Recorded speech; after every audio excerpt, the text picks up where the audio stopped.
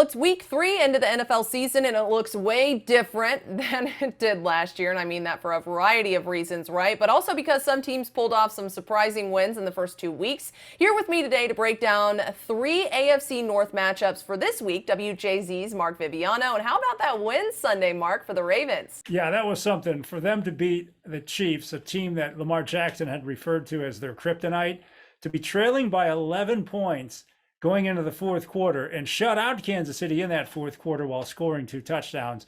That was something. And you could call it a signature win, but the team will tell you, as they've been telling us, it only matters if they build on it. And I think they have reason to build this week. We'll see beyond that. Well, Viv, we're going to talk a little bit more about the Ravens in just a minute. I do want to first get your picks for a few other division games, starting first with the Cincinnati Bengals and Pittsburgh Steelers matchup.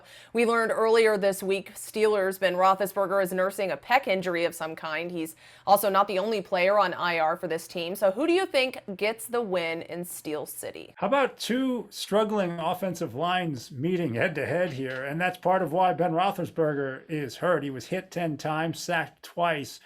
But boy, poor Joe Burrow, he has no offensive line. I mean, they've invested in a lot of things around him, but that. And you would think after he got hurt, that would have been a priority for them. Clearly, they missed out on that one. But Pittsburgh's got some injuries on defense as well. I think this can be a closer game than you might not otherwise think. And I see the Steelers pulling it out. They're at home. They should win this.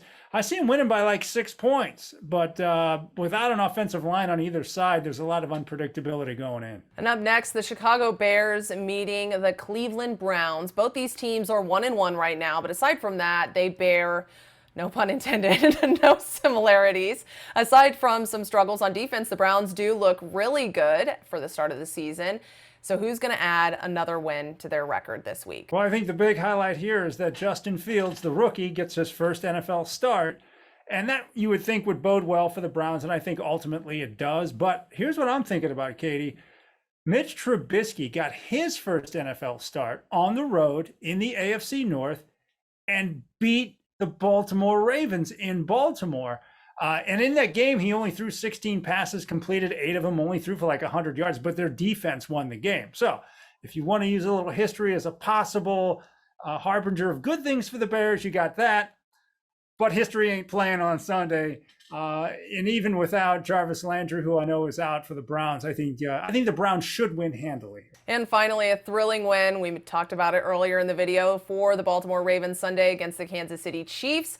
Now the Ravens are heading to Detroit to face the Lions. I want you to break this game down for me and pick a winner here. Well, and speaking to the Ravens, boy, they think the Lions are the best team in the NFL, which is the way you have to speak after coming off such an uplifting win as they had against Kansas City, who is one of the best teams in the NFL, no doubt.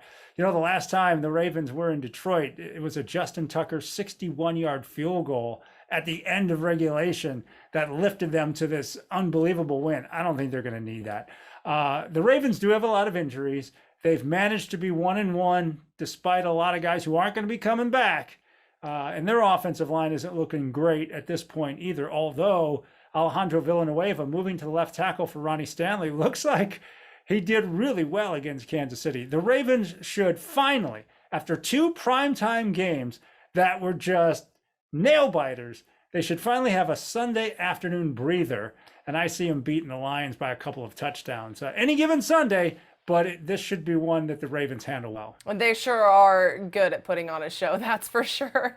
Well, thank you so much, Mark, for hanging out with me today and breaking down all these picks. I really appreciate it. Always good to see you. Always good to see you, Katie. You can read even more from these picks in our online article, and make sure you watch the Ravens versus Lions Sunday at 1 p.m. Eastern on CBS. Katie Johnston for CBS Local Sports.